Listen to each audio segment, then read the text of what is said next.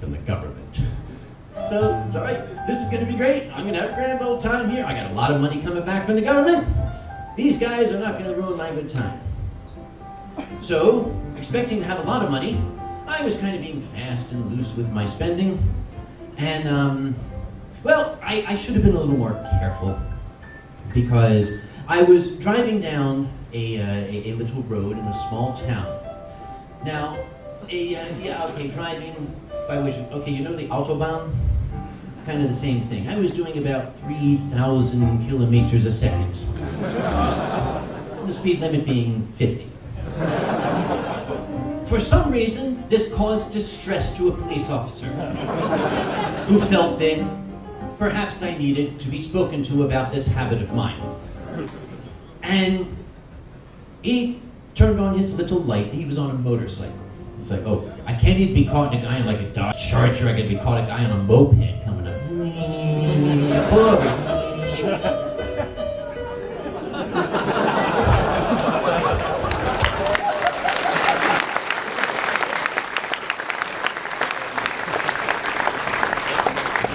So he pulled me over, and he walked up to the window. Now, if you're a comic, if you're a funny person, you sometimes feel it necessary to make a tense situation less tense by interjecting a little humor. So I rolled my window down, and he said, "Do you know how fast you were going?" And I said, "Not fast enough to outrun you."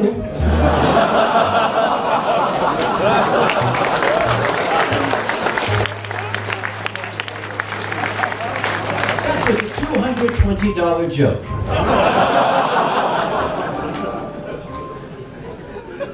So, okay, I'm now down to $220, but at least I'm going to be getting back a lot of money from the government, so that's not going to upset me too much. So the next thing I realized was I was going to be going to Confuzzled in Great Britain very shortly. Well, the U.S. is very, very, very nervous about terrorists and horrible people who want to kill the president from coming into the country. So we have very strict immigration laws, and they want to examine everything. They want to take off your shoes going into the airplane, and they want your teeth fillings to be removed and everything. Or if you give them some money, they'll give you a free ticket to get through customs. Because, as we all know, terrorists don't have money. So, it's called global entry. And what you do is you send the government $100, there's 320 down, all right. You send the government $100, and they basically say, okay, thank you for the money, you may go. Or at least that's what it looked like. All you had to do was go online, you get your passport, and you get all your information, and you key your passport number in, and your credit card number and everything, and you give them money, and okay. 3-4 days later, I got an email back saying, your global entry application has been conditionally approved. You just have to have an interview now with one of our global entry agents. And I said, great, that's wonderful. Where do I go for that? Well, I had a choice. I could go to New York City, St. Louis, Seattle, San Francisco, Toronto, which is part of the U.S. U.S., it's, what do they say, kind of like America's hat? Yeah, there was nothing near me. I had to go clear back to my old home in Philadelphia to have this interview. So that involved getting all the way up to Philadelphia, which was at least another $100 in travel. Okay, I'll do that, I'll arrange that. What do I need to bring with me to this interview? Just bring your passport and a credit card in case we have to charge you more. All right, I got a credit card, and the passport's right, from when I keyed it in, it's right here in the, it's under the, was right here, just in the drawer. Fall down behind.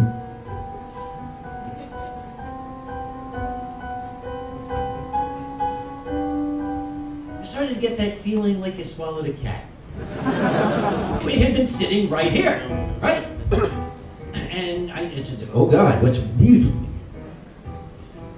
What I didn't want to think about was the fact that I keep my trash container right next to the desk.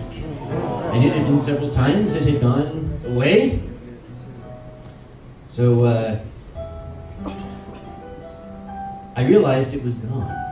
And if I wanted to get my global entry, and I wanted to get to Confuso, and I didn't want to waste my $100, I had to get another one.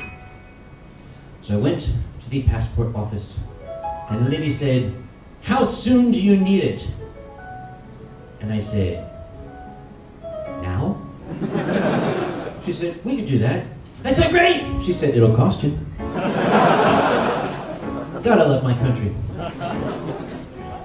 It took some doing, but I got the appointment to get in and see the lady that very day.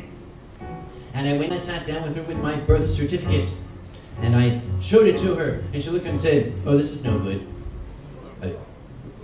It says certificate of birth. This is it.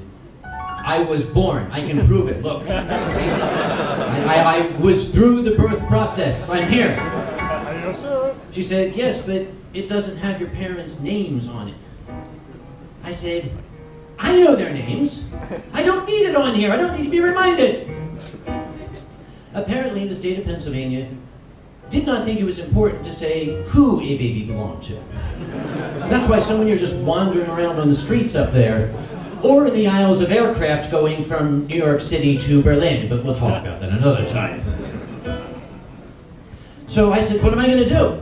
She said, well, I have exactly 7 minutes left before I have to go on to my next customer. If you can get home and get another form of identification and get back here, then I can process it. So I said, 7 minutes? What am I going to do? If I don't have my birth certificate, this is all I have. I got nothing else to say. I was born. You want proof? What am I supposed to do? They'll call up my mom and say, come here and show them? I don't know. You got to help me out. What am I going to do? She said, do you have an old passport? I said, yes. It's at home, which is 4 miles away. I can do it. So I jumped out, got in my car, went tearing down the street at exactly 50 kilometers an hour. Got home. You know how when you move, you always wind up with like 20 boxes that stay packed for a while? I don't have them anymore. They all got unpacked in one big spot until I found the passport on top of the pile. And I went racing back 50 kilometers an hour. And I gave the lady my old passport, and she said, okay, great. That'll be $140, plus a $75 rush fee, plus a $30 fee that we don't really know what it is, but it says here I have to charge it, so that's the $30 fee. And then there's the fee for having fees, and the surcharge. So, the ticket with the my finances were really starting to hurt. But I still didn't let myself get too sad, because just a few days before I had sent in my giant stack of paperwork to the accountant to get that huge sum back from the government. So, that very day, after putting in my brand new passport application, I drove home, and there, in my mailbox, was the package from my accountant that I had been waiting so long for. And I tore open and went through the papers, went straight to the cover sheet, and I saw that I really suck at math. You know how I was like expecting a large sum of money? Apparently I got the plus and the minus wrong at some point, because I had to give the government an enormous amount of money. And I stared at this in horror. And the letter from the accountant said, please remit, plus my $150 fee, to this address, by this date. P.S. Why did you send us your passport?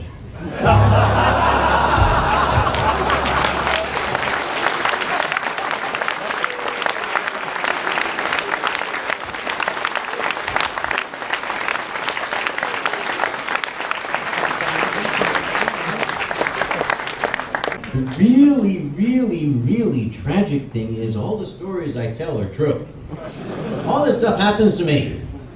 And I like to say that as much as I like to get news stories, I don't like the getting of news stories, if you understand what I mean. But sometimes even the getting of news stories can be fun.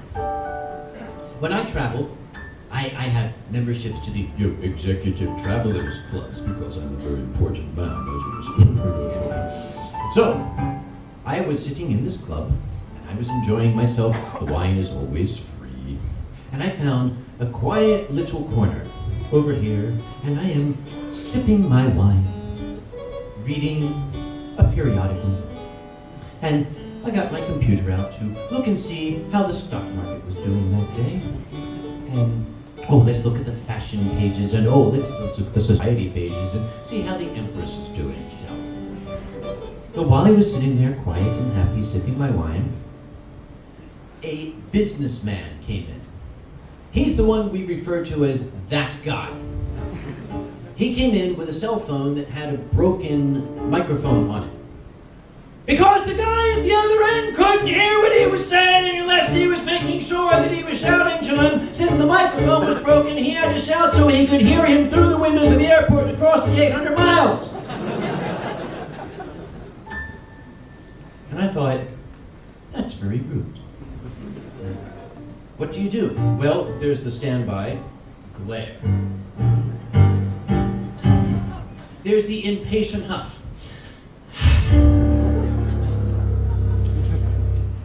Sometimes those don't work. Then there's the exasperated but that even didn't work. Blah, blah, blah, blah, blah! So I did the next thing that came to mind. I went to my laptop, went to YouTube, did a search for the words sweet transvestite. Cranked the volume up full and let it rip. Even started doing the dance. I'm just a sweet transvestite from transsexual Transylvania. He got up and left. I don't know why.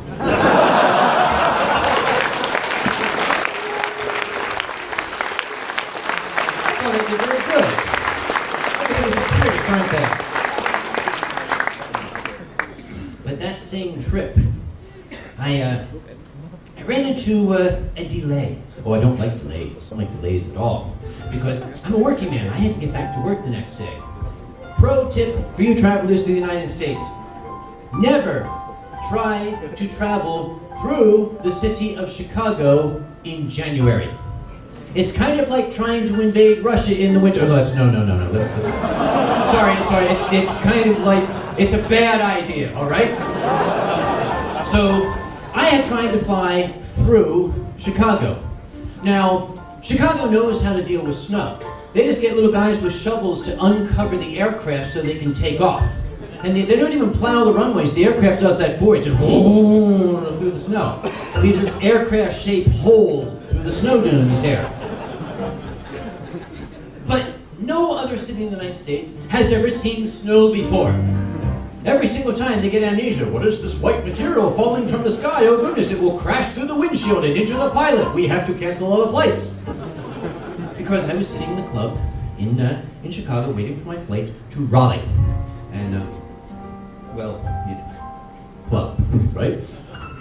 And when it was coming time to get to my plane, I stood up, after a fashion, took my little rolly bag, said to the lady, bye. And, all right, gate is this way. Gotta go to the gate.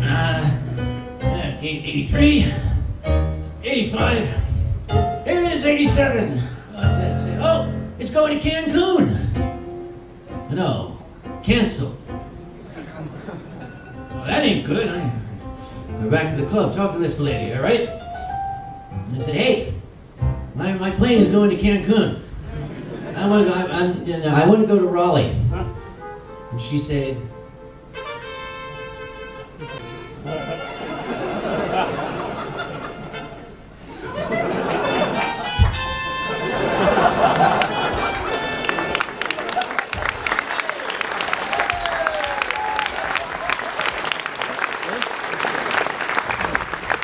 She said, well, we can't send you to Raleigh because, you know, the flight that's going down there might have a snowflake on it. And that snowflake might be a terrorist. So I said, well, when can you get me out next? And she looked at the little schedule and she said, the next flight out is 6:30 a.m. I said, well, that's not bad. She said, Thursday. No, man, look, listen, I have to get to work tomorrow. I cannot take time off. If I take time off, I won't be able to go to Eurofurence. I don't want that. You have to get me to Raleigh. And she said, I could give you a different connection, and it would get you there, but you don't want me to do that. I said, yes, I do. I cannot afford to spend the night here in Chicago. You have to get me to Raleigh now. And she said, we'll fly you through Newark, New Jersey. I said, get me a room. Because I know Newark, New Jersey.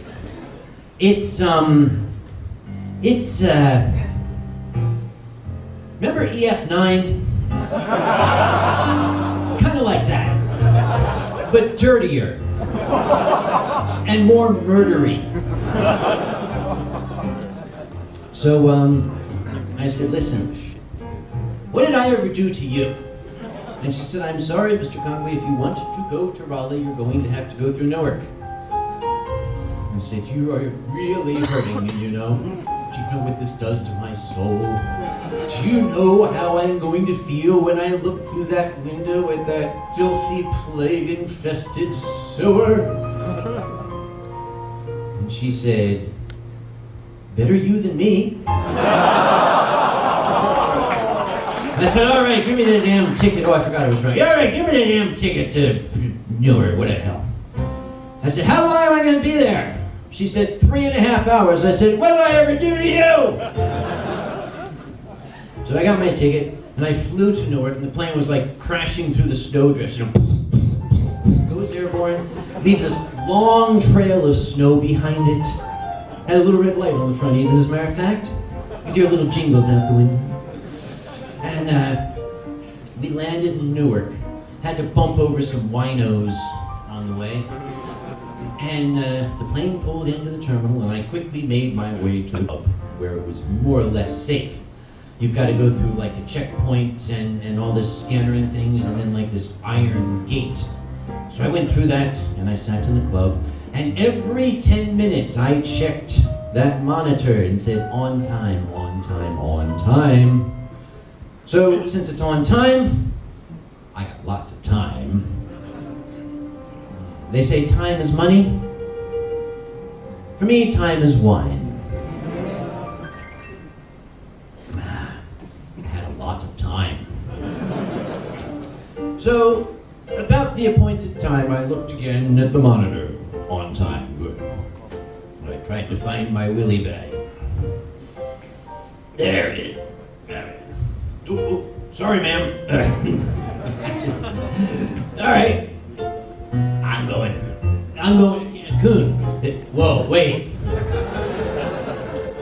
I don't want to go to no goddamn Cancun. Where's that lady in the front? And I went to the lady at the front, and I said, why the hell is my plane canceled? And she said, I don't know, you'll have to talk to my supervisor. Why the hell is my plane canceled? And he went tappity, tappity, tappity. And he said, it's canceled due to weather. There was a big window behind me, and I looked out at a beautiful, clear winter sky. And I said, what weather? There's not even a terrorist snowflake. And I know Raleigh doesn't have snow. Where is this weather you speak of? And he said, I'm sorry, that's what it says, weather cancellation. I said, well, okay, look, are you looking at the same window I'm looking at? Do you see that? The sky is empty.